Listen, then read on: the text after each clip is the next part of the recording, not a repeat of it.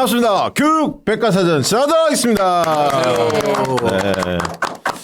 자, 늘 함께하는 분이시죠. 우리 성기성 교수님 자리했고요. 네, 교육을 교육답게 성기성 교수입니다. 네, 오늘은 특별한 분 또 모셨습니다. 제가 개인적으로 좋아하고 존경했던 과거에 강민정 전 의원님 모셨습니다. 박수로 맞아주시죠. 반갑습니다. 네, 강민정 전 의원은 한마디로 이야기하면 미모로 승부하는 정치인입니다. 본인이 그랬잖아요. 맨날 미모로 난 승부한다. 미모에 대해서 얘기하지 마라. 독자 여러분들 동의할 점심 겁니다. 먹은 거 잘 소화 안 되실 것 같은데. 다 동의할 겁니다. 동의할 거고.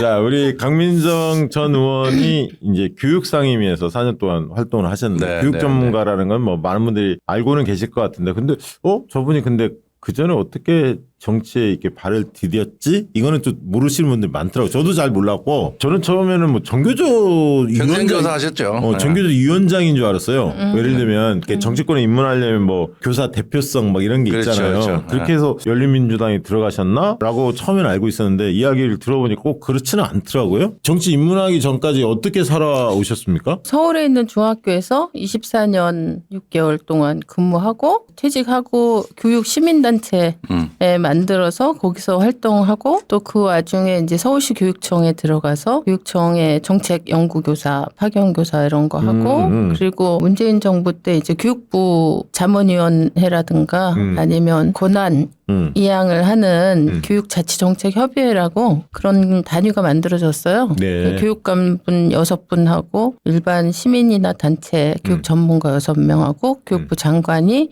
위원장하는 그것도 교육부 일도 좀 하고 그러고 있다가 열린민주당에서 전화가 왔어요. 열린민주당이 그때 교육계의 비례대표 필요하다 이렇게 내부에서 얘기가 됐다는데 너무 놀라운 거였어요. 왜냐하면 그렇죠. 한 번도 없었거든요. 그런 경우가. 정의당에서 옛날 정교조 위원장 하시던 정진우 의원 한 분 정도만 있었고 그런데 거기 조건이 뭐였냐면 평교사여야 된다. 뭐 정교조나 무슨 교사 단체의 위원장이 아니고 진짜 현장을 살아왔고 아는 사람이어야 된다. 이렇게 그러니까 하다 정교조 보니까 활동을 했지만 간부로서 활동하는 네, 저는 건 안 했죠. 아니었다는 거죠. 조합원, 네, 그렇죠. 그러니까 그렇게 찾다 보니까 풀이 좁아지고 그래서 이제 저한테 네, 연락이 오게 된 거죠. 뭐 평생 교사로 있으면서 서울 혁신 교육을 리드했던 분 중에 한 분으로 저는 생각하는데. 네네네, 그렇죠. 사실은 서울. 뭐 뭐 혁신부장 했다고요? 네, 네. 서울중학교? 서울의 혁신 상징이에요. 혁신교육의 1세대? 1세대 네, 혁신교육. 네, 네. 박석균 대표도 그 유명한 교장 출신이에요. 장곡중학교. 장곡중학교, 네. 혁신중학교. 시흥에. 시흥에. 네. 아, 그게 이제 몇 개 유명한 데가 있구나. 네. 그러니까 예를 들어서 경기도가 남한산 초등학교부터 이제 초등학교부터 시작했는데 보평 초등학교 뭐 이러다가 중학교로 올라가면서 그 중학교 상징이 장곡중학교였어요. 아, 박석균 대표가 네, 있어요. 네, 그다음에 이제 서울에서 북서울중학교. 네, 네. 그러니까 이게 경기도는 김상곤 교육감님이 정책적으로 이제 혁신학교를 시작해서 중고등학교까지 이제 확대되고 서울에서는 1년 뒤에 이제 그 광노영 교육감이 또 진보교육감 당선되면서 혁신학교가 23개가 시작되면서 그때 제가 같이 맞아요. 했죠. 아, 그리고 교육부의 민주시민교육자문위원도 하셨네요. 네, 네. 서울시 교육청에서 혁신학교 운영위원회 위원장도 하시고 지금 뭐 하고 계세요? 지금은 이제 방사하고 있죠 뭐. 칼럼 쓰고 민들레 그다음에 거기에 뭐 글 많이 쓰시는데? 민들레 정기 칼럼 쓰고 있고요. 예. 네, 그다음 교육언론 창이라는 예. 알죠. 언론창이 우리 네. 지금 협력 지금 프로그램이에요. 아, 그 네, 네. 교원론 창하고 저희가 같이 하는 겁니다. 네네. 네네네. 거기 정기 또 칼럼을 쓰고 네네. 칼럼 있고 쓰고. 온갖 집회와 토론회를 찾아다니면서 그 현안을 배우고 또, 네. 또 참견도 하고 예. 의견도 내고 이러고 있습니다. 진검다리 교육 공동체 사단법인 이사장이라는데 여기도 이사. 교육단체 네. 이사인가요? 네. 그 이게 교육 단체인가요? 교육 시민단체죠. 시민단체? 네. 그렇지. 지난 알겠습니다. 내란 네. 이후에 교육운동하는 사람들이 네. 광화문 앞에 한 모였거든요. 예. 근데 비가 왔어요. 예. 비 오는데 마이크 들고 올라가서 예. 청중도 별로 없는데 얼마나 고함을 지르시던지. 아니, 저는 개인적으로 그래서 좋아. 왜냐하면 촛불 집회 이런 데 가끔 가잖아요. 네. 우리 강민정은 뵐 수가 있거든. 아, 그러니까 목소리가 워낙 지금 뭐 강해서 정말 교육에 있는 사람들은 되게 조곤조곤 얘기하는데 예. 우리 교육위원 활동할 때도 그렇고 까랑까랑 목소리로 예. 그냥 사자후를 토하는 모습이 아직도 생각나요. 아니 민주당에서 철야 농성할 때 있었어요. 네. 그럴 때 막 찾아갔어요 현장에서 그 중계하는데 거기서 이제 인터뷰하다 의원들한테 여기 그 누가 제일 열심히 하냐, 그 어떤 의원들 존경하냐, 의원들끼리 평가는 어떠냐 네, 이랬더니 딱 꼽는 분이 두 분 계시더라고. 이 강민정 의원님하고 이하경 지금 국회 예, 부의장 예. 두 분이 거의 교장 선생님이야 거기서 진두지. 그래서 그때 그 86일 동안 한 국회 역사를 새로 쓴 거예요. 의원들이 86일 동안 처음에 한 20명 정도 시작했는데 나중에 100명이 넘는 의원들이 돌아가면서 했고 단 하루도 텐트를 비운 적이 없어요. 진짜. 아 진짜. 예, 이게 그냥 그때 잠깐 무슨 이슈였죠? 그때 이상민 이제 이게 2024년 2월 달에 시작했는데 이태원 그 막 국정조사 끝나고 그래서 처음에 시작할 때는 이상민 탄핵 그다음에 김건희 특검 그리고 50억 대장동. 클럽들 있었잖아요. 대장동. 대장동. 여기 특검.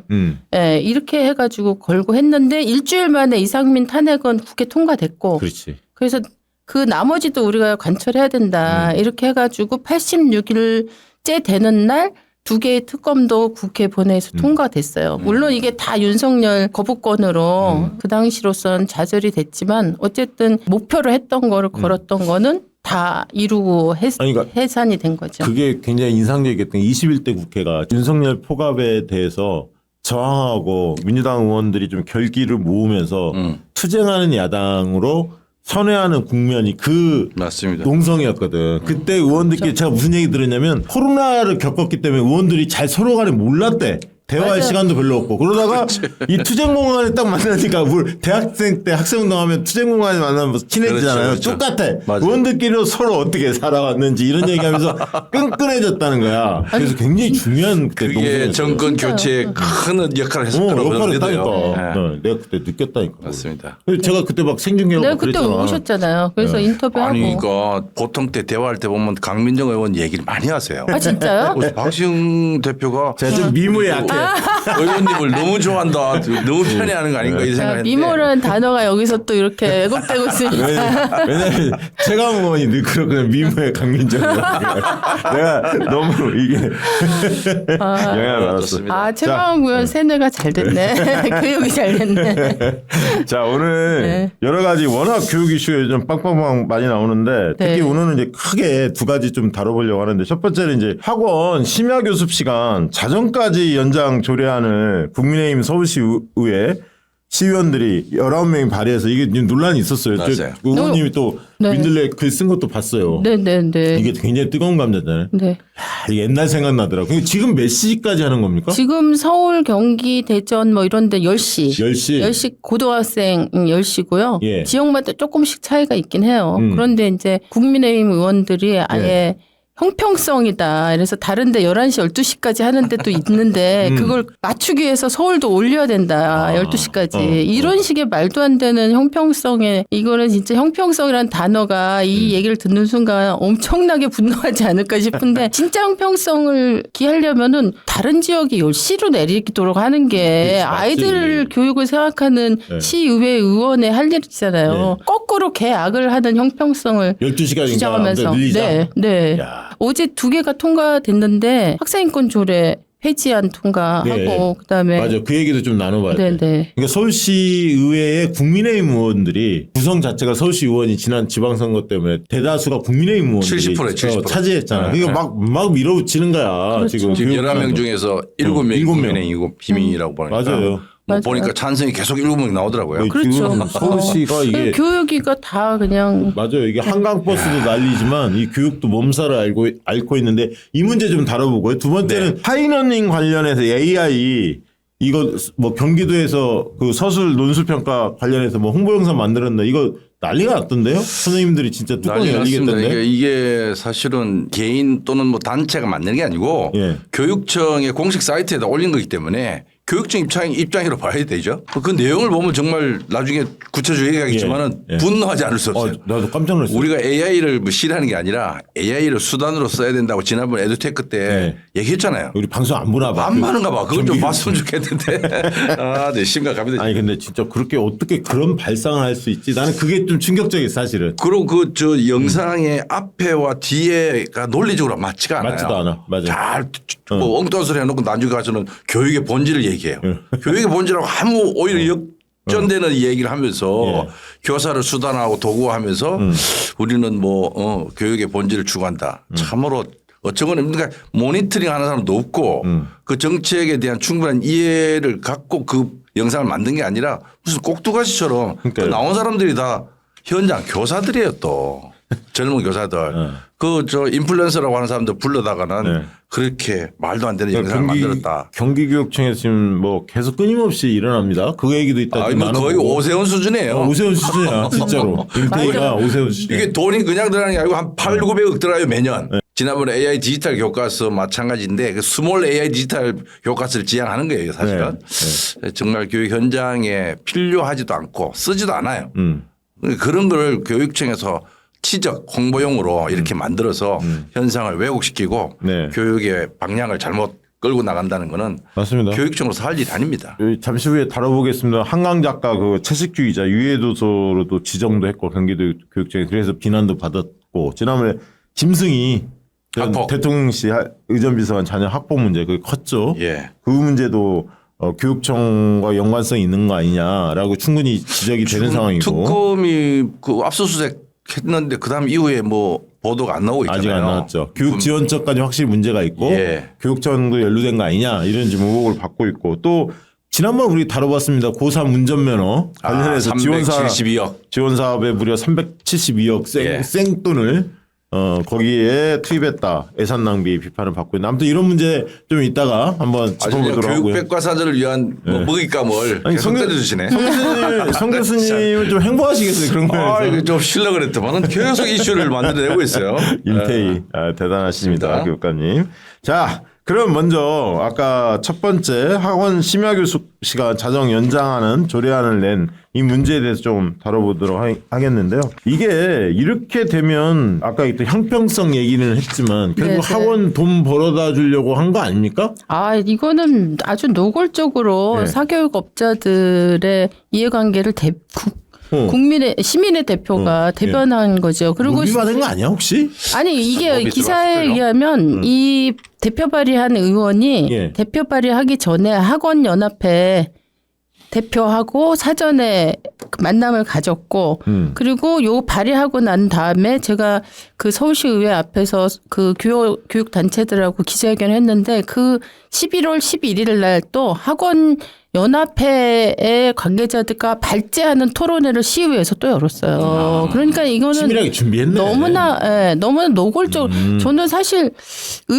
시의원들이 만일의 경우 뭐 학원 업자들하고 뭐가 있었다 그래도 이렇게 노골적으로 당당하게 이렇게 이렇게 뻔뻔하게 한다는 것 자체가 얼마나 서울 시민을 우롱하는지 그런 것들에 대해서 이제 낯이 두꺼워도 너무 갈 때까지 갔다. 그러니까 이런 생각이 들어요. 가뜩이나 공교육이 좀 위축돼서 사교육 시장이 너무 활성화돼서 이 문제를 어떻게 할 거냐 늘 고민이었는데 네. 다시 사교육이 더 강화될 수 있는 이 그렇죠. 발판을 깔아주는 거고 그다음에 아이들은 아이들대로 혹독한 진짜 완전히 공부만 하는 기계로 그렇죠. 여기 몰아넣는 거 아닙니까? 밤 12시까지 연장을 하면은 예. 집에 가면 그냥 자느냐. 학원 마치고 나서도 또 집에 가서 학원 숙제하고 학교 또 수행 평가 네, 준비하고 맞아요. 또 게임도 좀 하잖아요. 예. 4시가 돼서 잠을 잔다 생각해 보세요. 애들 숙면이나 수면 자체가 그러니까. 거의 뭐 불가능할 정도니까. 예전에 우리가 여론조사 제가 해본 적이 있었는데 아이들한테 물어봤어. 뭘 제일 필요하냐 그랬더니 잠 좀 자게 해주세요 그러더라고. 그래갖고 그 당시에 연교시가 없어진 거야. 그리고 9시 등교가 생기기도 하고요. 7시 막 등교해서 연교시 생겼었잖아요. 아이들이 잠을 못 자는 거야. 근데 이렇게 또 12시까지 잡고 있으면 말한 대로 어쩌면 한두 시, 2시쯤은 잠들게 될 거라고 빨라도. 맞아요. 제가 국회 첫해 국정감사장에 예. 고3 학생을 진술인 참고인으로 세웠어요. 예. 근데 그 학생이 누구냐면 2019년도에 그 UN 아동권리위원회에 이 학생을 중심으로 해서 40명의 학생들이 2년 동안 대한민국 교육을 조사한 거예요. 그래서 대한민국 아동 보고서를 써서 스위스 제네바에 가서 그 심의위원들 앞에서 발표를 한 친구예요. 그 중에 한 명인데 그 친구가 한 말이 그 두 가지 제가 잊혀지지 않아요. 어른들은 주 52시간 노동 법으로 다 제한해서 보장하는데 우리는 어디서 실시간 보장받습니까? 그다음에 우리한테 자꾸 미래를 위해서 오늘을 다 고생하고 희생하라고 자꾸 얘기하는데 우리도 우리의 삶이 있습니다. 이런 얘기를 교육부 장관이랑 국회의원들 상임위원들 앞에서 하니까 진짜 숙연해 줄 수밖에 그러네, 없었어요. 그러네. 야. 네. 근데 이 얘기가 지금 오늘 2025년에 서울시 의회 의원들이 이거를 정면으로 부정하고 반박하는 조례 법안을 낸 거잖아요. 그러니까 참 아이들이 느낄 절망 이런 것들이 어디까지 갈지 아니 너무 걱정이 나는 돼요. 이렇게 자신 있으면 말이죠. 내년 지방선거에서 국민의힘의 비례대표나 모든 지역구 의원들이 아니면 시장이 요 공약을 들고 나왔으면 좋겠어. 12시까지 24시까지 아이들 학원에서 공부시키겠습니다. 이렇게 하면 대표 공약으로 좀 내세웠으면 좋겠어. 시민들의 평가를 한번 받도록. 하여튼 좀 창피한 일인데요. 지난번에 그 김상봉 교수가 쓴 학벌사회라는 책에 보면은 예. 오늘 그 당시 기사를 인용하고 있는데 초등학교 5학년 아이가 생명을 버립니다. 그러면서 하는 말 유서가 나도 물고기처럼 자유롭고 싶다. 그랬거든요. 맞아. 지금 그 강 의원님 얘기하신 그 노동 시간, 아빠의 일하는 시간보다 내가 더 많이 공부한다. 이게 말이 되냐? 그런 얘기가 들어 있어요. 네. 그러니까 한국 학생들의 학습량은 세계 최고인데 학습량이라보다는 우리는 그 학습 노동 시간이라고 노동량이라고 얘기를 할 수밖에 없어요. 정말 자기가 원튼 원치 않든 그 많은 경쟁 속에서 이 사교육도 지금 80% 이상 지금 받고 있단 말이죠.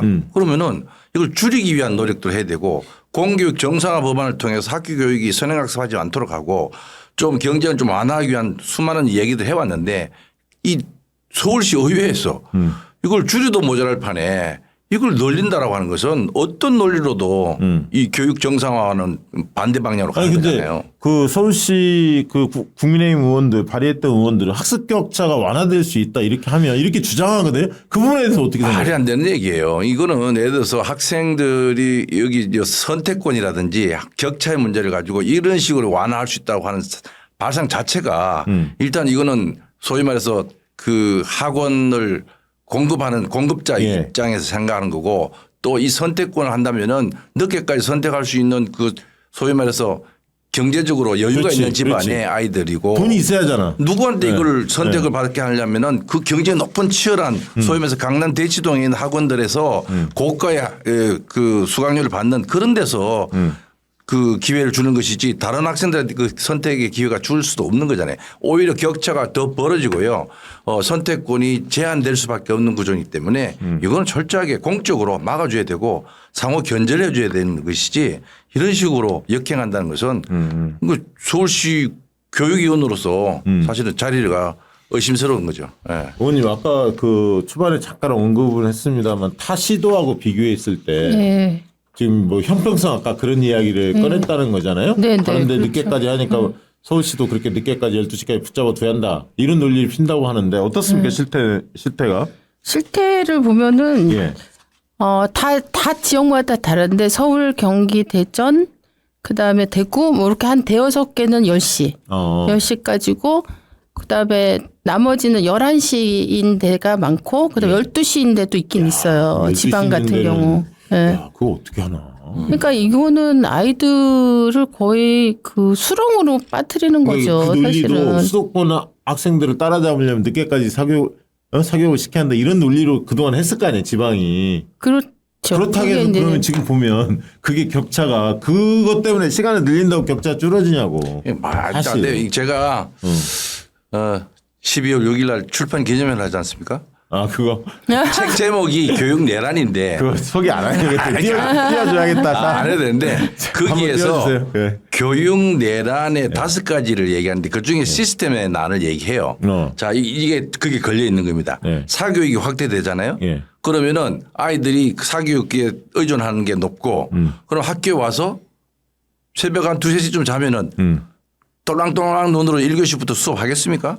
다 엎드려잡니다. 맞아요. 그럼 공교육이 완전히 붕괴되죠. 그렇지. 그러면은 그거에 대해서 부모들이 신뢰를 할 수 없죠. 없지. 그러니까 다시 사교육에 의존하죠. 맞아. 그렇게 되는 이게 거예요. 되니까 이게 계속 악순환이 에스컬레이션 되는 거예요. 맞아요. 그러면은 공교육은 공교육대로 망하고 예. 학부모들은 사교육비 때문에 망하고 예. 학생들은 완전히 지쳐가지고 또 정말 학습 능력을 상실하게 되잖아요. 네, 네. 국가 전체로 교육에 대한 모든 사람이 노력을 많이 하지만은 그 결과가 함께 망하는 구조. 이렇게 가는 것이 지금 이런 학원 또는 사교육을 계속 부추기는 그런 세력들의 아마 목표일지도 모르는데 절대 그거 허용해서는 안 됩니다.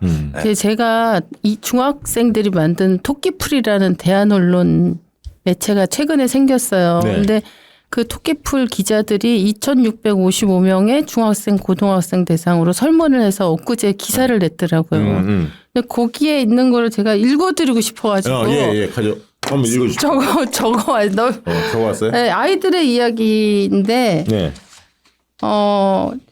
공교육 집중도 떨어지고 사교육 의존이 너무 심해진다. 그리고 이 응답한 학생 중에 290명이 자살 문제가 너무 심각해질 것 같다. 예. 그러니까 어떤 아이들은 너무 이걸 심각하게 사실 고통으로 느끼고 있는 거죠. 그리고 우리는 가만히 서 있는 마네킹 같은 존재가 아니다. 왜 마네킹. 우리한테 안 물어보냐. 이런 맞아. 이거 학생들한테 물어봐야잖아.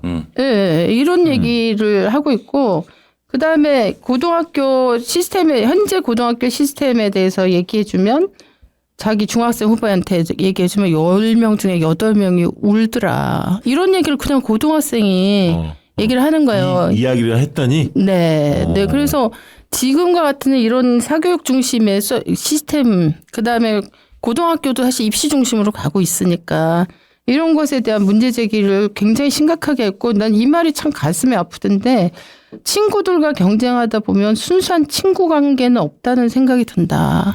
체력만이 아니고 인격마저 무너지고 있는 것 같다. 이게 아이들을 스스로 고등학생들이 얘기하는 거예요. 그래서 네. 이게 지금 우리 교육의 현실이고 이런 상황에서 사교육 업자들의 이해관계를 계속 그 의회가 대변한다면은 아이들은 어디로 가겠어요. 사실 지금 저출생으로 사실 이 학력 인구가 줄어들잖아요. 네. 최근에 4세 7세 고시도 문제가 되잖아요. 그러니까 사교육의 연령을 막 낮추고 그래서 이 시장을 어떻게 해서든지 늘리려고 그다음에 이제 학원 교습 시간도 연장하고 이런 게 다 이 사교육 업자들의 생존을 위한 자기 이해관계 관철이거든요. 그러면은 서울시 의회 의원이라면 교육 관련 조례를 만든 사람이라면 이것의 본질을 보고 진짜 아이들을 이대로 둬도 되는지 거꾸로 그걸 방어하는 역할을 해야 되는데 그 이해를 대변하는 역할을 하고 있잖아요. 이러니까 아이들이 이렇게 얘기하는 거예요. 아니 진짜 이거는 진짜 앞으로 그래야 할 것 같아. 이렇게 특히 고등학생 정도가 되면 고등학생들에게 직접적으로 영향이 큰 그 정책 사례 같은 경우는 조례를 할 때 특히 또 교육부도 아니면 교육청에서 어떤 정책을 입안할 때 적어도 학생들한테 의견을 물어보는 네. 그런 게 기분이 좀 깔려야 할 것 같아. 이해 당사자가 어떻게 생각하는지도 파악하지 않고 그리고 제가 볼 때는 학부모들한테 조사해도 이 12시까지 밤 12시까지 학원 시간 늘린다는 거에 대해서 과연 서울 시민들이 동의할까? 학부모들이? 동의할 사람 많지는 않죠. 많지 않을 것 같아. 나는 한 70% 이상은 반대할 것 같은데. 맞습니다. 제가 볼 때는 학부모 중에. 이제 이게 사실은 이제 만 16세까지 네. 투표권을 내려주라라고 하는 요구도 있죠. 이거 특히 이제 교육에 관련된 교육감 선거나 이것도 마찬가지인데 예. 이 청소년들이 자기들이 사실은 피해를 보거나 부정적 영향을 받는 그런 정책 결정을 어른 세대들이 이런 의회에서 다 해버리니까 우리는 당하는 존재 정말 마네킹과 같은 수동적인 존재가 된다는 그 자체가 민주 시민을 길러가는 그 과정에서 과정적으로도 문제가 있는 거예요. 그래서 청소년들에게 해악을 미치거나 영향을 미치는 정책 결정에 대해서는 반드시 그들의 의견을 들을 수 있는 장치를 마련해야 된다. 그 중에 하나가 만 16세 선거권 저는 부여. 그거는 논의해봐야 우선적으로 한다고 교육감과 같은 이런 정책에 관련된 교육 정책에 관련된 것에 학생들이 참여하도록 해야 되고요. 또 현장에서도 학교 현장에서도 학교 운영위원회에 지금 학생 대표가 빠져 있거든요. 예. 그러니까 그런 학교 운영할 때도 학생들 의견을 들을 수 있는 장치가 필요하고 지금 그 법적으로도 선거권도 낮추는 방향도 고민해 봐야 되고 의회 의원들이 그런 걸 신경 쓰기 위해서 미리 여론조사를 하거나 공청회를 하거나 통해서 많은 의견의 찬반을 들을 수 있는 밀실에서 하지 말고 좀 그런 어떤 과정들을 거쳐야만 되도록 법령화 시켰으면 좋겠다. 이거 막을 수 있는 방법은 없습니까? 지금 조례 저렇게 추진하면? 전국 단위로 적용을 시킬 수 있는 교육 뭐 초중등 교육법이나 뭐 이런 평생교육법을 개정하면은 이 조례로서 이렇게 막 왔다 갔다 하는 걸 막을 수 있지 않아요? 물론 이제 상위법으로 그런 걸 막을 수는 있죠. 공교육 정상화 법안이 있잖아요. 네. 그걸 개정해서 공교육 정상화 법안은 지금 학교 교육, 공교육에서만 이제 제한 적용되고 사교육이 아니라 네. 공교육 안에서 아니 그러니까 그렇긴 한데 사교육에 그 선행학습을 금지하는 못하게 하고 있는데 그러니까 그걸 추가해서 공교육 정상을 위해서는 이런 사교육을 할 수 통제를 해야 있죠. 되거든요. 네, 저는 이렇게 심각하게 지금 문제가 이렇게 악화되고 있는 상태에서는 입법적으로도 이걸 해결하는 맞습니다. 방안을 그러니까 찾아야 된다고 그러니까 봐요. 국민의힘 지금 의원들 네. 입장에서 저게 지금 계속 밀어붙이려고 하잖아요. 그렇죠. 그러면 지금 숫자적으로 민주당 의원들이 그 서울시 의원이 열세죠. 열세이기 네. 때문에 막을 수가 없단 말이에요. 그러면 그렇죠. 시민들의 압박으로 막아야 하는데 그렇죠. 지금 시민들이 볼 때는 지금 이슈가 한두 가지가 아니야. 뭐 내란 뭐 아무튼 복잡해. 지금 너무 많거든. 뭐 저 최근에 뭐 저 한강버스도 터졌고 뭐 종로에 있고 막 서울에 맞아요. 뭐 이슈가 너무 많으니까 이 이슈를 중요한 이슈로 그 홍보가 많이 안 돼 있어서 많이 모르실 거예요. 그러면 막 하다 그냥 통과될 수가 있거든. 맞습니다. 맞습니다. 그랬을 때는 법적으로 빨리 준비해서 민주당이 의원들이 국회의원들이 나서야 하는 국회의원들이 상황. 그러기도 나서야 하고 내년에 선거를 잘해야죠. 선거를 또 조례를 바꿀 수도 있겠구나. 네, 일단 조례 차원에서는 선거를 잘해서 이렇게 말도 안 되는 조례들은 바로 그냥 바꿔야 하는 거야. 바꿔야 바꿀 수도 있는 거죠. 그럼 언제든지 물론이죠. 그러면 조례는. 네, 그럴 수 있습니다. 네.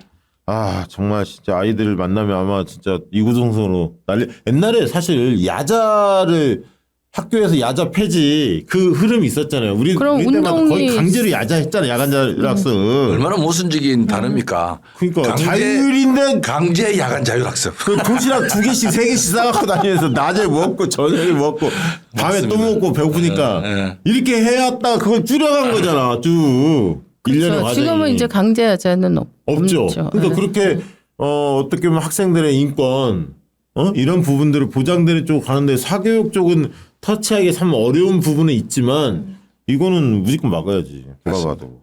야, 나쁜 놈들이네. 그러니까 이제 진짜. 제가 이제 국회에도 있어 보고 그러면 서울 뭐 지방의회도 그렇지만 이 학생들이 투표권이 없잖아요. 네.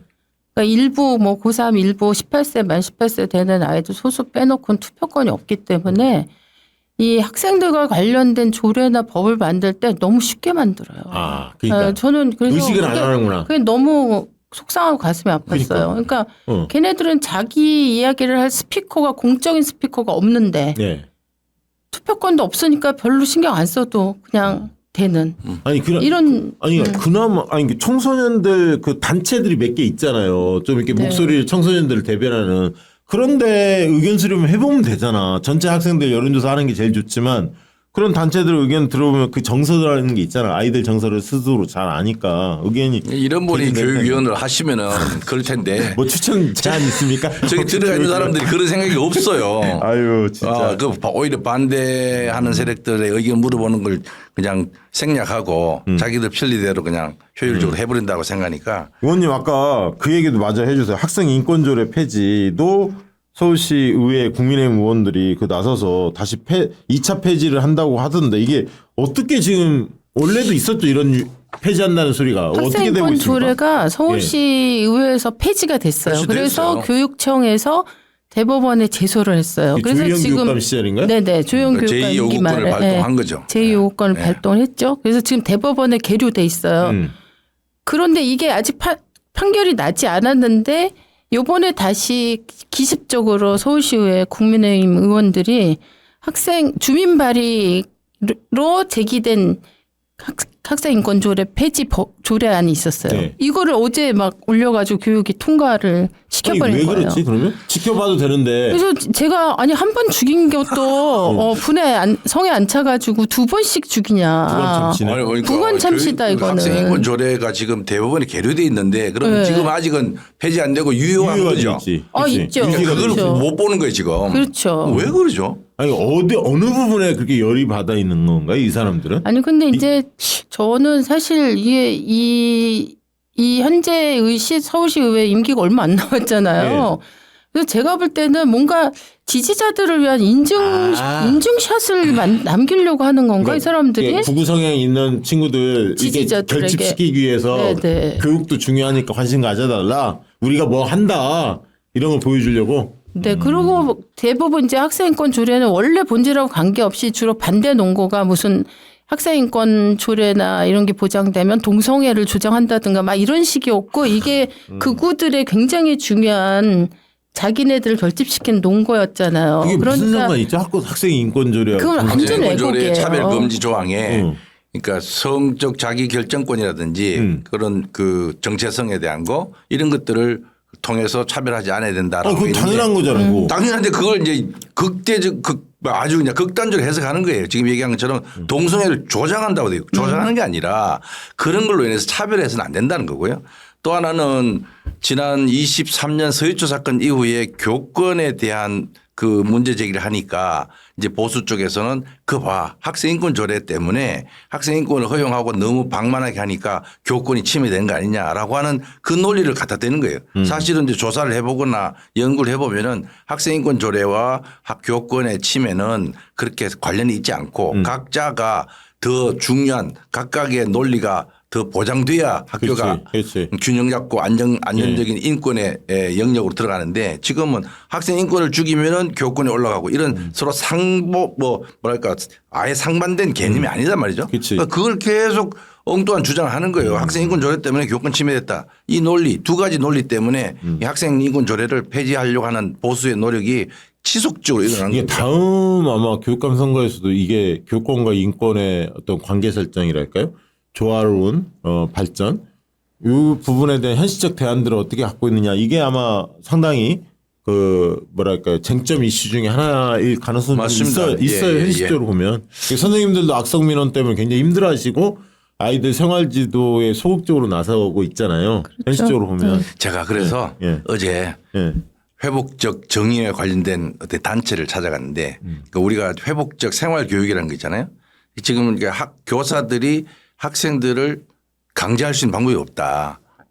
그러니까 학생들 안에서 또 폭력도 일어나고 수많은 옛날 같으면 완전히 체벌의 대상일 텐데 손을 못 대잖아요. 그럼 이 아이들을 어떻게 해야 교육적으로 지도할 거냐.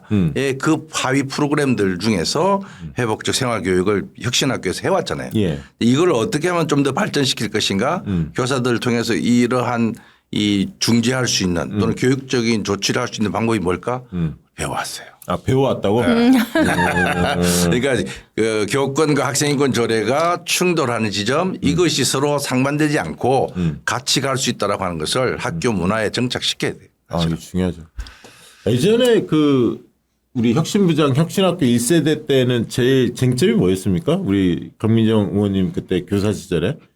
그때 혁신학교 출발의 핵심 뭐냐면 학교에 민주주의를 보장하는 거였어요. 그 수업에서도 민주주의, 학교 운영에서도 민주주의, 그리고 교사들이 그 민주주의가 허용되는 공간에서 옛날보다 훨씬 더 많이 연구하고 학습하는 공동으로. 조금 쉽게 해서 설명하신다면 민주주의라는 학교 의미를? 운영이 옛날에는 거의 이제 구장 선생님이 누구냐에 따라서 학교장에 따라서 거의 절대적인 영향을 받고 교사들이나 학부모나 학생들이 참여할 수 있는 이런 구조나 문화 자체가 없었어요. 아, 기억난다. 교장 선생님의 훈시가 있겠습니다. 네. 정교생부야! 막 이랬잖아. 뒤에서 막 쓰러져.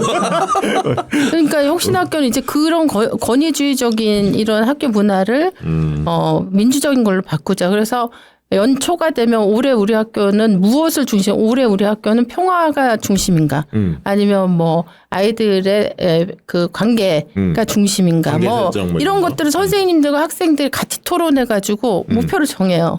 그리고 이 목표에 따라서 수업 계획도 짜고 학교 행사 계획도 짜고 그러니까 학생들과 같이 의견을 나눠서 학부모까지. 한다. 학부모까지. 네. 야 그렇구나. 네, 그게 진짜 그러니까 선생님들도 굉장히 이제 자부심이 생기고 자긍심 느껴지고 그렇게 교육한 아이들이 제가 경험했어요. 진짜 1년 만에 막 팍팍 아이들이 바뀌는 거를 확인을 하니까 선생님들은 너무 막 즐겁죠. 그렇죠. 그리고 처음에는 혁신학교라는 게 이게 뭐야? 막 이렇게 새롭게 등장할 때 가지는 불안감이 학부모들 있었거든요.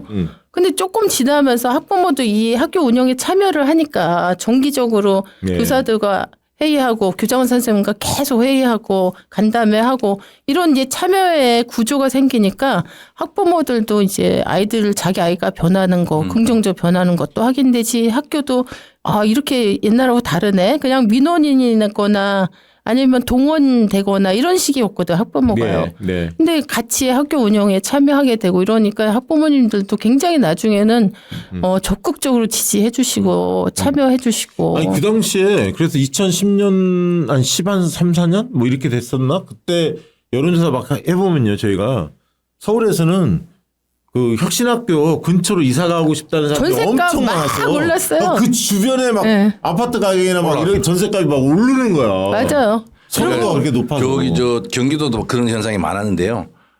판교가 그때 개발될 텐데 그 혁신학교를 유치했다고 플랜카드 붙이고 막 그래요. 그 플랜카드 붙이면 그 집값이 아파트값이 막 올라가서 아니 원래 혁신학교가 들었으면은 사람들이 찬반이 있을 텐데 했는데 그 당시 분위기는 혁신학교를 제발 좀 유치해달라. 맞아요. 그랬어요. 그러면은 우리 집값이 올라간다. 이래가지고 중산층이 그걸 호응을 해줬거든요. 그러니까 그게 어느 순간에 막 특목고 쪽으로 바뀐 거야. 이 혁신학교 가다가. 아니 이제 이게 성공을 하면 보수 입장에서는 두려운 거예요. 왜냐하면 아이들이 이 과정을 통해서 사실 민주주의를 그냥 그치. 학교 삶의 3년 통해서 그냥 배우는 거거든요.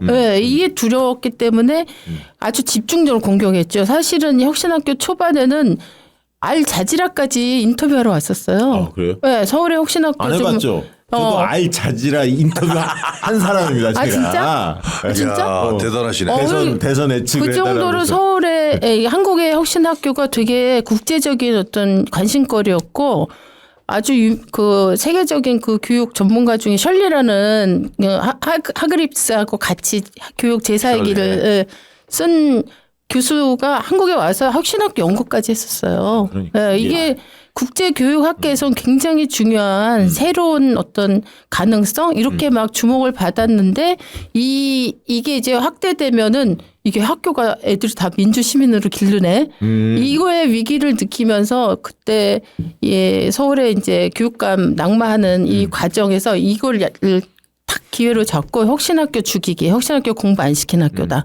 막 이런 식의 프레임을 씌워서 혁신학교를 엄청 공격했죠. 그치. 그러면서 그때 굉장히 많이 타격을 받고. 네. 저도 그 경기도 교육청에 그때 연수원장으로 있을 때 그렇죠. 미국 교육학회에 이걸 들고 가서 발표를 했어요. 예.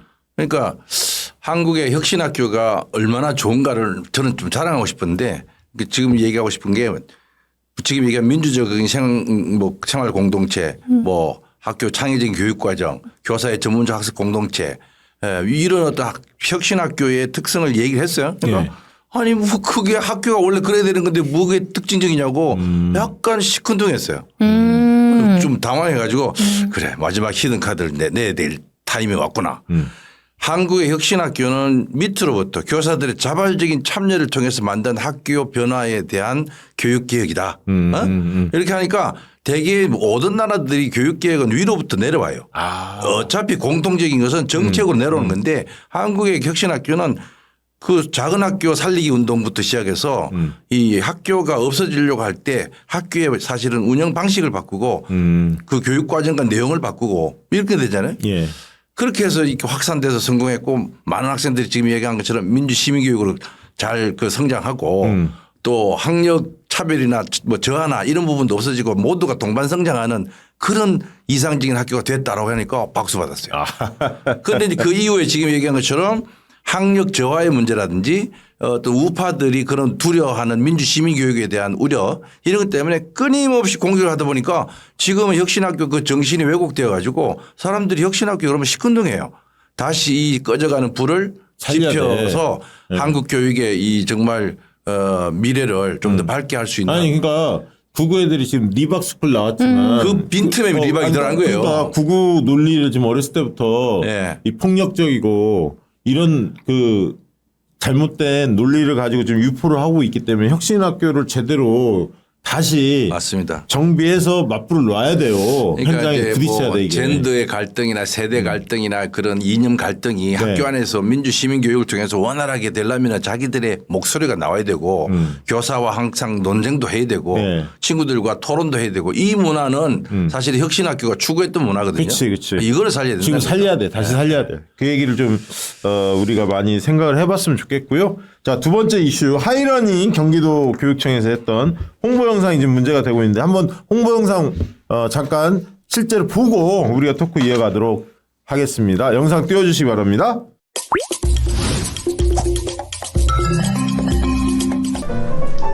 자 얘들아 시험지 다 받았지? 아니 선생님이 윤동주 시인의 서시 시험 본다고 한참 전부터 얘기했는데 답안지 상태가 영. 이 있는 사람은 앞으로 나와. 아니 쌤, 화자가 죽음을 두려워한다는 게 왜 틀려요? 하늘을 우러러 한 점 부끄럼 없이는 두려움이라기보다는 자기 성찰과 도덕적 지향을 의미합니다. 따라서 죽음에 대한 두려움과는 논리적 연결이 부족합니다. 아니 죽는 게 무섭잖아요. 안 무서워요? 저는 사람이 아닌데요.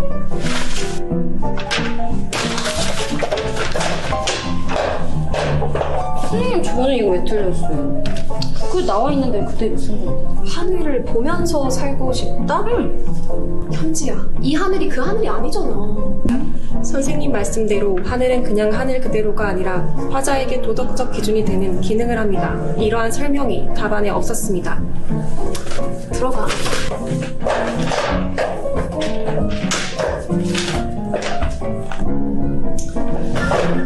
자 얘들아 이제 미이 더 없지? 이거 AI가 채점 도와준 거니까 너희들 할 말 없지? 너무 수고 많았고 앞으로 조금만 더 노력하면 너희 더 좋은 결과 있을 거야. 빈말입니다. 동공이 흔들리고 음성에 진심이 담겨 있지 않았습니다. 자 혹시 궁금한 거 더 있는 사람은 쉬는 시간 말고 점심 먹고 찾아와. 선생님 바로 회의 있으니까 알겠지? 거짓말입니다. 평소 이 시간에는 화장실을 이용하는 시간으로 예상 소요 시간 20분입니다. 교육의 본질 회복을 위해 하이러닝 AI. AI는 데이터를 읽고 교사는 학생의 마음을 읽습니다.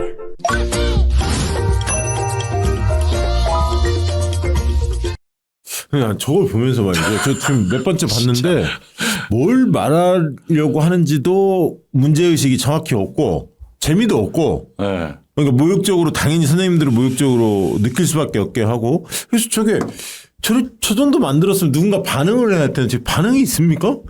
반응이 지금 폭발적이죠. 아니 그러니까 열받은 반응이지. 뭐 저런 제가 봐도 지금 논리 구조가 안 맞잖아요.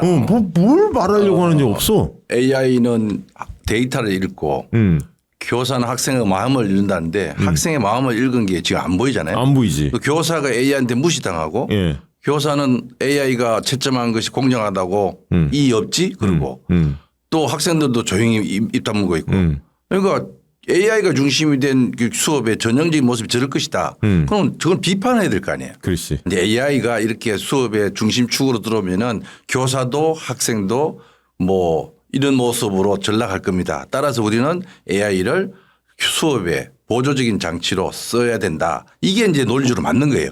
그런데 그 뒤에 와가지고 우리는 교육의 본질을 추구합니다. 이제 이렇게 되는 거예요. 교육의 본질을 완전히 훼손시킨 모습을 내놓고는 네. 저게 본질과 관계없는데도 불구하고 저걸 영상을 통해서 그것도 공식 채널로 내보낸다? 이게 말이 안 되는 거예요. 그리고 저기 나오신 분들이 다 젊은 교사들이란 말이에요. 그러니까 이게 나오고 나서 초상권 때문에 저 얼굴 그러니까. 지워달라고 그러고 막 항의도 하고 그랬단 말이에요. 임태희가 오늘 사과는 했더라고. 임태희 교육감이. 사과뿐만 아니라 저거는 더 심각한 문제로 가야죠. 임태희 지금 저 문제는 그냥 단순하게 보면 되는 게 아니고 교사들의 소위 말해서 교권을 보호하고 그걸 교육의 본질을 보호해야 될 것도 수장이 저런 것을 그냥 공식 채널로 나가도록 만들었으면은 그 제작 과정이나 저것이 어떤 식으로 만들어진 것이고 그 내용이 어떻게 해서 저렇게 나왔는지에 대해서 철저하게 진상조사 해줘야 되고. 아니 근데 왜 이걸 만들었어요? 왜 발생했어 이런 사고? 왜 그러냐면은 하이러닝이라고 우리가 지난번에 AI 디지털 예, 교과서 예. 얘기 가지고 많은 말을 했는데 예. 지금 그게 교과서 집에서 저 교육용 자료로 이제 쓰잖아요. 격화됐잖아요. 예. 그것도 거의 안 썼단 말이에요. 예. 지금 이 경기도 교육청이 서울런 하는 걸 흉내내서 하이러닝이라고 해서 학습 그 프로그램을 만들었단 말이죠. 아, 그래서 만든 거구나. 이 플랫폼을 만들었는데 이게 이제 현장에서 잘 안 써요. 아, 그거 홍보하려고. 이걸 홍보를 해서 자기가 예산을 1년에 86억, 90억 가까이 매년 들어가는데 그러니까 서울론 흉내낸 거구나. 그렇습니다. 그래서 이걸 통해서 못할 게 없다. 수업에 적극 써라 그러면서 공문도 내려오고요. 예. 그 교사들이 지난 6월 달 교사 노조가 한 4천 명 대상으로 설문조사 했는데 80% 이상이 안 쓴다 그랬어요. 근데 또 80% 이상이 또 써라고 강제를 받았다. 강제적인 어떤 요구를 받았다는 얘기까지 해요. 예. 그러면 교육청에서 11월 달에는 80% 이상이 만족을 하고 있다. 이런 결과를 또 발표한단 말이죠. 이 두 가지는 대단히 모순적이잖아요. 실제 교사들한테 물어보면 안 써요. 써도 지난번 AI 디지털 교과서와 마찬가지로 여러 가지 기술적인 문제가 있는 거예요. 가입하는데 문제 있고 그게 로그인 안 돼서 절차들 또 나이 어린아이들은 부모들한테 승인 절차 받아야 되고 이러니까 들어가서 보면은 또 AI가 풍부하게 지금 우리가 쓰고 있는 여러 가지 생성형 AI가 같은 그런 식으로 질의응답할 수 있는 그런 게 아니라 제한된 그 프로그램 안에서 움직이니까 학습자들에게 만족도도 못 주니까 예. 안 쓰는 거예요.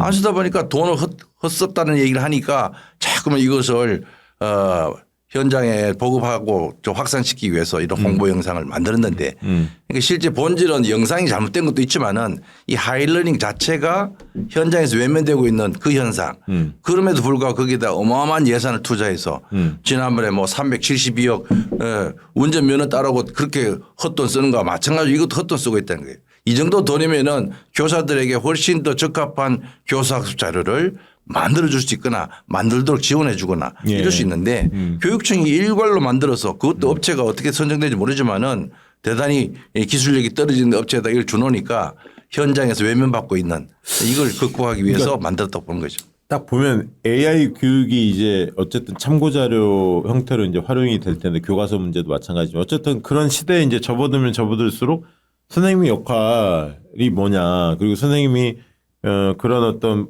그 참고 자료 AI 쪽에 그걸 어떻게 활용해서 수업에 접목하는 게 그 좋을지에 대한 고민이 현장에서 깊어지지 않겠습니까? 앞으로도 계속 깊어질 거고 이런 고민이 있는 차에 선생님을 대놓고 존엄성이나 역할을 개무시한 한마디로 이런 게 만들어진 거예요. 그러니까 깜짝 놀란 거지. 가뜩이나 그거에 대한 고민이 많을 거예요. 현장에서는. 어떻게 보셨어요? 저는 저 영상이 교육 철학 없이 AI를 잘못 활용하면 교육이 얼마나 망가지는가를 가장 잘 거의 거기에 목적을 두고 만든 거 아닌가? 그 이런 영상의 효과가 충분히 발현되고 저는 그걸 있습니다. 가장 잘 보여주는 예라고 생각해요. 맞아요. 근데 AI가 지금 우리 교육에 던지는 문제가 되게 많은데 크게 보면 지금 말씀하신 도대체 교사의 역할이 어떻게 변화돼야 될 것인가 뭐 이런 부분들은 굉장히 중요한 문제이고 또 하나는 저기서도 보면 AI를 아주 절대화해서 하잖아요. 그렇지, 절대화하지. 그러면 이거는 결국 뭐냐면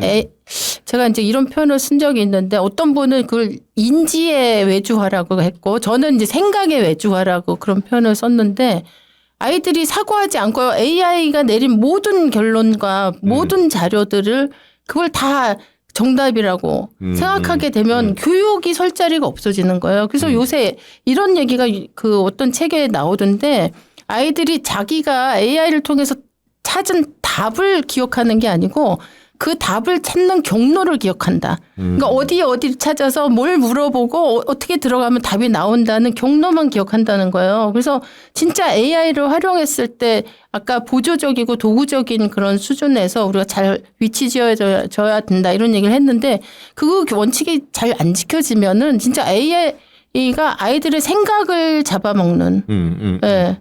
생각을 외주화시키는 대신 생각해주는 그래서 학교에서 수업은 하는데 남는 건 없는 이런 식의 정말 그 교육의 황폐화의 길로 갈 수도 있거든요. 그래서 그런 시야까지 다 저 동영상에 다 들어있어요. 제가 볼 때는. 너무 잘 만들었어.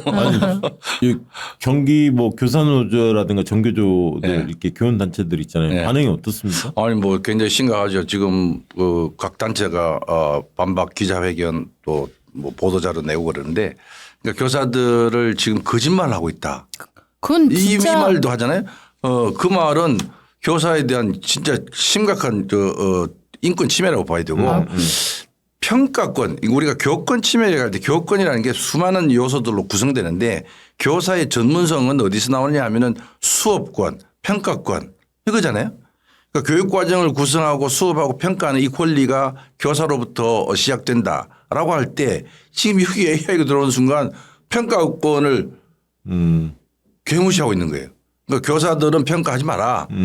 그리고 제가 보기로 이 윤동주의 서시를 또 예시한 거 진짜 안 좋아요. 이게 맞고 틀리고의 문제가 아니잖아요. 아이가 독자가 이 시를 보면서 느끼는 감정이라는 것은 다양할 수 있어요. 그건 맞고 틀리게 문제가 아니라 저 시가 갖고 있는 여러 가지 상상력을 다양하게 인정을 해줘야 되고 그럴 때 이 AI는 틀렸다라고 얘기해버려요. 다양성을 틀렸다고 얘기하는 순간 우리의 교육은 사지선다형, 오지선다형 객관식 찍어 맞추는 거기에 매몰되어 있다는 거고요. 네. 그러니까 사고를 확산시킬 수 있는 가능성을 차단해버린 거죠.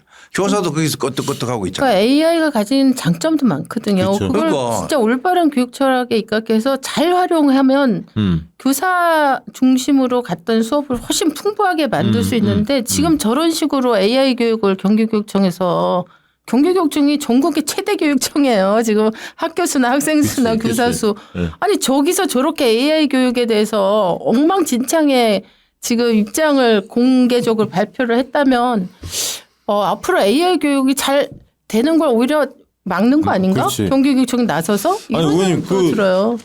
영국이 그렇게 잘한다면서요. AI 교육을 네, 접목시키는 거. 영국은 일단 철저하게 이게 수업의 도구 보조 수단으로 하고 그다음에 특별히 이제 예를 들어 맞춤형이 가능한 필요한 아이들 있잖아요. 이게 특수 교육이 필요한 친구들이라든가 우리로 요새 이제 뭐 느린 학습자 이런 예. 경우는 사실 전체가 다 이렇게 같이 수업할 땐 따라가기 힘들고 특별 배려하기 힘들잖아요. 이런 아이들을 위한 특별한 교육 과정을 만들어서 제공한다든가 그리고 AI는 철저하게 윤리적으로 이거 받아들이고 접근해야 된다는 원칙 같은 것들을 아예 공식적인 기준으로 제시를 하고 있어요. 그런 게 필요하겠다. 근데 저는 그래서 진짜. 지금 AI 그 교육 가이드라인 그러니까. 같은 게 사실은 이게 이제 교육부 차원에서 그렇지. 전국적으로 좀 있어야지. 네, 있어야 될 것 그러니까 같아요. 아니 있어요.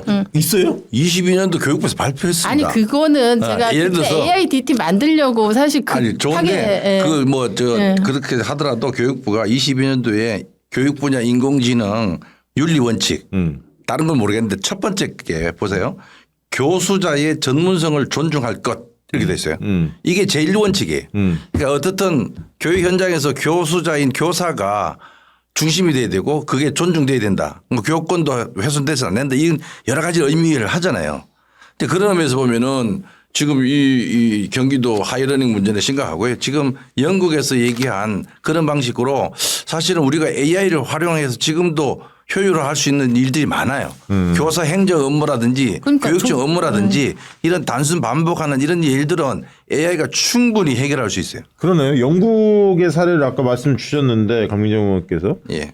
7가지 정도 핵심 분야가 있네요. 보니까 첫 번째는 개별화 학습 AI라고 해서 학생 개별 말씀하셨던 네, 맞춤형 네. 튜터링 하는 네. 거. 그래서 학습 속도나 오답 패턴을 분석하고 두 번째 교사 업무 경감. 그러니까 AI를 활용해서 자동 출석 기록 관리, 개별 학생 피드백 초안 생성 이것도 필요하죠.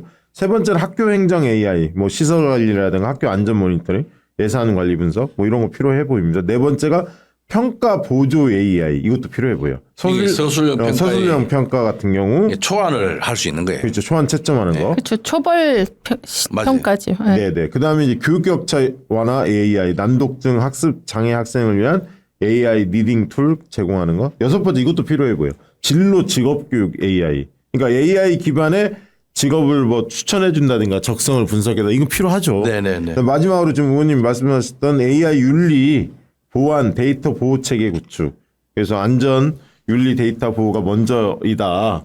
이런 네. 측면들을 좀 강조해서 그런 가이드라인을 영국이 좀 잘 만들고 지키고 있는 것 같습니다. 예, 우리도 예. 진짜 조금 그때 원칙적인 건 얘기를 했지만 좀 더 풍부화해서 활용 이전에 활용을 독려하는 거 이전에 이런 기준을 좀 명확히 해서 그 안에서 활용이 될 수 있도록 가이드가 좀 가이드라인이 명쾌해야 한다, 명확해야 한다 이런 생각이 듭니다. 그러니까 이 에듀테크나 이 공학의 발전이 교육의 본질을 능가하거나 훼손해서는 안 된다는 이 원칙은 분명한데 그걸 별로 경계하지 않고 이런 자료를 만들고 홍보하고 그러다 보면은 마음 아프고 상처받는 사람들이 너무 많다는 거죠. 그러니까 앞으로 이 교육청도 그렇고 교육부도 그렇고 이 AI가 어떤 식으로 교육 현장에 들어올지 또 어떤 문제가 있을지 철저하게 좀 준비를 해줘야 될 것 같습니다. 네, 아까 뭐 교사들 업무 경감부터 시작해서 이렇게 좀 긍정적이게 쉽게 도입할 수 있는 거 그런 거는 빨리빨리 도입하면 좋을 것 같아요. 그렇죠. 우리나라 특히 교사들 행정 업무 부담 너무 심하기 맞아요. 때문에 맞아요. 다른 나라에 비해서 예. 그거부터 일단 AI로 저는 덜어낼 수 있는 예. 시스템을 예. 그래서 AI 행정 보조 지원 시스템 이런 거를 저는 만드는 거 필요하다고 봐요. 네. 필요해 보여요. 뭐 이번에 뭐 26만 장 왔으니까 그중에서 공공용 한 5만 장에서 예. 이 교육청에서도 좀 활용을 할 수 있도록 예. 그 설계할 때 들어가면 좋겠어요. 예. 경기교육청에서 왜 이렇게 이런 사고들이 계속 터집니까? 교육감이 좀 관심을 안 두나요? 왜 그렇죠 요즘에? 근데 제가 이제 듣기로 경기교육청의 현장에 있는 교사들의 반응은 예. 사실 관심이 없어요. 그럼 무슨 말이냐면은 교육청에서 뭐라고 떠들어도 현장은 큰 변화가 없다는 얘기인데 한편으로는 강점이기도 하고 한편으로는 약점이기도 하죠. 그러니까 교육청에서 지금 얘기하는 정치적인 이슈라든지 무슨 치적을 쌓기 위해서 홍보용이라든지 자기 과시용의 어떤 그런 뭐 이런 이 정책들이 학교 현장에서 어떤 변화에 아무런 도움이 안 준다? 네. 플러스도 안 되고 마이너스도 안 되는 그 자체가 문제된 거죠. 그러니까 돈은 돈대로 딴 데 쓰고 학교 현장은 어떻든 그냥 가만히 숨죽이 있는 구조란 말이죠. 이거는 리더십의 부지라고 봐야 되고 정말 경기교육이 지난 한 15년 동안 참 잘해왔는데 지난 3년 동안에 그 쌓았던 혁신교육의 성과들 학교 변화의 어떤 성과들을 다 깡그리 지금 날리고 있는 구조입니다. 그래서 어떻게 보면 또 어떤 사람은 그런 얘기 해요. 학교 입장에서는 편하다. 타치 안 하고 가만 놔두니까. 근데 그거는 무기력증에 빠져 있어요. 그러니까 그렇게 되면 학생들이 손해지. 무기력증에 빠져 있어요. 이거 진짜 오히려 더 이 부분을 더 심각하게 생각해야 되는데 지금 나오고 있는 뭐 채식주의자 무슨 운전면허 372여 지금 이런 하이러닝에 대한 이야기뿐만 아니라 무슨 학폭 문제 온갖 이런 문제도 중요하지만은 무기력에 빠져 있는 학교 현장이 더 심각한 거예요. 그러네. 거기에 더 관심을 가져야 된다. 선생님들이 사실 지금 목소리를 막 내고 어차피 선생님들이 그 개혁을 변화를 추동하는 동력 아닙니까? 선생님들이 힘을 얻어야지. 그럼요. 교사가 가장 교육에서는 제일 중요하죠. 중요하죠. 저는 그렇게 그래서 봐요. 뭐 교육의 질은 교사의 질을 넘을 수 없다 아니, 이런 우리가 얘기를 하는 게 그만큼 중요하기 때문에. 맞습니다. 과거에 정교조 네. 그 89년에 그렇게 참교육하면서 기치를 들었던 그게 있잖아요. 그러면서 교육이 좀씩 바뀌어 온 거 아닙니까 사실? 그렇죠. 그러니까 수많은 사람들 헌신 속에서 이렇게 온 건데 참 걱정이 됩니다. 우리 성기선 교수님이 뭐 유튜브가 요즘 잘 안 됩니까? 왜 이걸 들고 오셨죠? 아니 잘 안 되는 게 아니라 지금 해보니까 지난 한 3년 사이에 예. 계속 구독자 수가 줄어들어가지고 근데 뉴스 공장에 많이 나올 때 구독자 수가 많았죠. 그 정도에서 계속 줄어들어서 최근에 아까 얘기한 그 하이러닝 그 관련된 패러디도 올리고 했는데도 여전히 이제 구독자 수가 안 늘어서 답답해서 오늘 제 처음으로 유튜브 한번 광고를 좀 부탁하려고 나왔습니다. 이 교육백과사전 많은 분들이 보시는데 많이 못 보셔. 1,700명. 많이 못 보셔서 창피해서. 주변에 성기선 TV 많이 홍보해 주시면 좋을 것 같고. 그리고 아까 출판기념회 띄웠는데 한번 성기선 교수님 그 출판기념회 한번 띄워주시겠습니까? 여기 또 제가 또 나가게 돼 있어요. 그래서 박구영 교수님하고. 박구영 교수님이 이제 책 멘토도 해주시고 우리 저 박시영 대표님께서 같이 진행도 하고. 그럼 이거 무슨 뭐 교육백과사전 옮겨놓은 거 아닙니까? 중계해 주십니까? 아니 요새 박구영 선생님이 교육 얘기를 많이 해서 저는 너무 반가워요. 네, 많이 해요. 원래 교육운동에 관심 많이 가지셨대요. 그러니까 이제 교육 문제의 핵심이 뭐냐? 지금 박구영 교수 얘기는 관계 단절을 얘기합니다.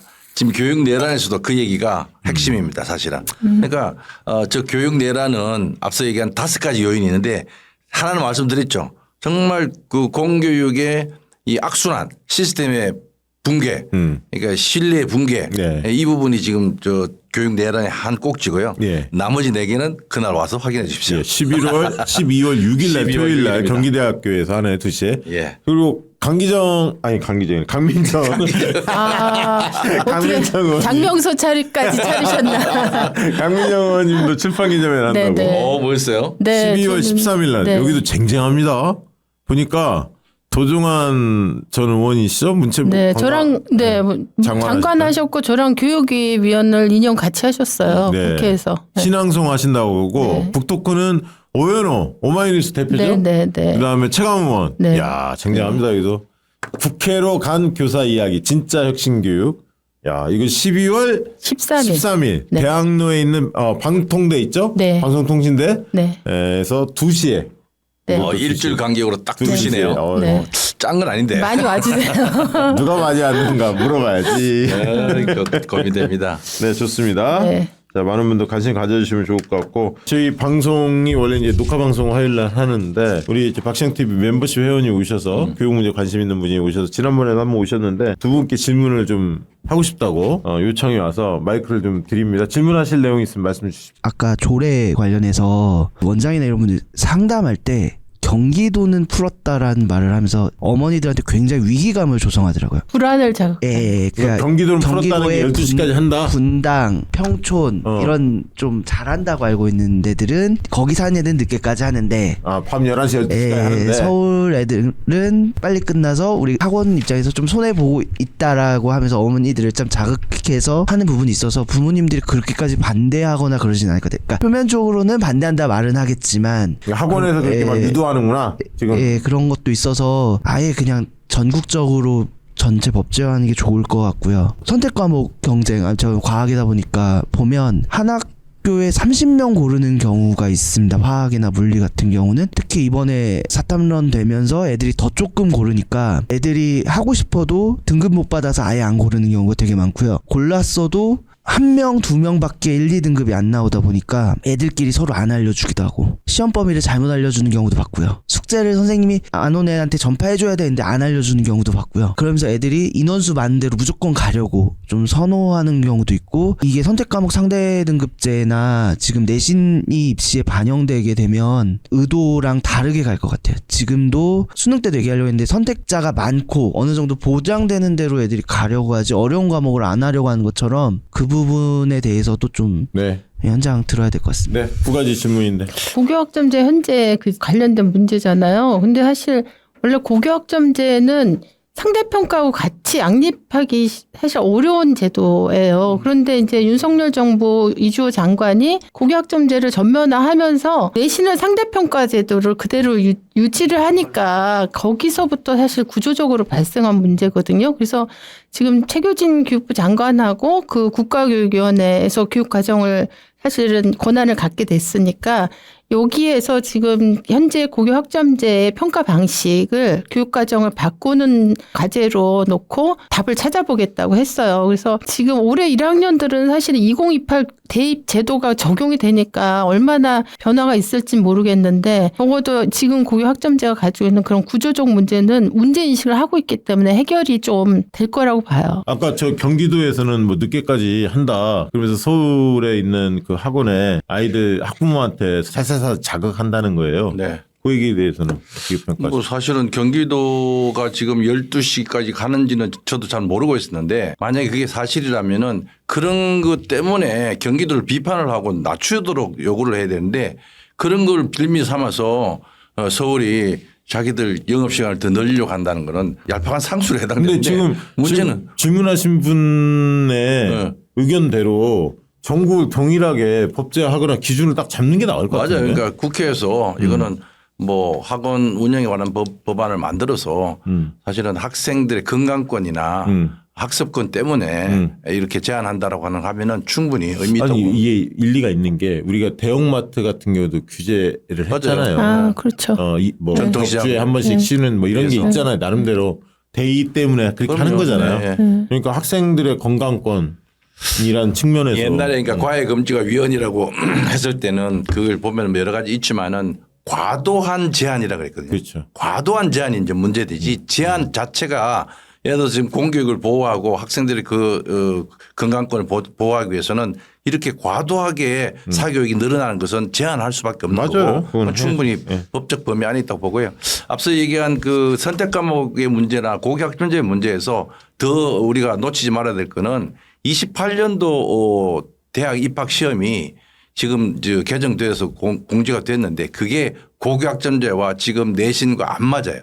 그러니까 그 부분을 지금 고쳐줘야 되기 때문에 지금 국가교육위원회에서 교육과정 또 그 고교학점제를 전면 개편하거나 수정안을 낼 때 저는 2028 대입제도 2028은 안 될지도 몰라요. 그럼 2029나 2030의 대입제도가 고교학점제와 연동될 수 있도록 왜냐하면 2학년 3학년 때 선택 과목 자체가 사실은 이 수능에 반영이 안 되다 보니까 수업 자체가 숫자도 적지만은 내신 때문에 숫자도 적지만은 수업 자체가 시험에 반영이 안 되다 보니까 아예 아이들이 수업에 관심이 없을 가능성이 매우 높아요. 그게 내년 2학년부터 시작되기 때문에 지금 짧은 시간 아니라도 네. 고쳐야 된다고 생각됩니다. 우리 성기성 교수님이 그 교육평가원장을 하셔갖고 네. 이쪽은 좀 아주 뭐 해박하시죠. 그러니까 아는데 알기 때문에 2028 입시 제도가 고교학점제하고 안 맞는 순간 이거는 공교육에 완전히 2, 3학년들이 붕괴 수준으로 갈 수밖에 없어요. 그걸 놔두고는 어떻게 고교학점제만 살릴 수 있겠냐 이거죠. 제가 만났던 교수 출신 중에는 제일 초중고 현장을 잘하는 분이 성기성 교수예요. 감사합니다. 아, 진짜 그래. 아니 근데 제가 알고 지낸 교수들이 몇 명 없어. 그게 문제야. 그게. 자, 끝으로 한 말씀씩 드리고 마무리하는데 어쨌든 지금 교육 문제에 대해서 조금 국민들이 좀 더 관심 가지면 좋을 것 같긴 해요. 네. 우리 의원님 한 말씀 하시고 네. 교수님 한 말씀 하시죠. 저는 박시영 TV에 되게 감사한 이유가 교육 백과사전을 꾸준히 놓치지 한 2년 않고 됐나? 해주셔서 네, 됐죠. 한 2년 됐어요. 왜냐하면 교육 문제는 일반 정치적인 문제나 경제 문제하고 다르게 금방금방 성과가 손에 안 잡히잖아요. 예. 그래서 중요하다는 걸 다 알면서도 관심을 갖기 힘들거든요.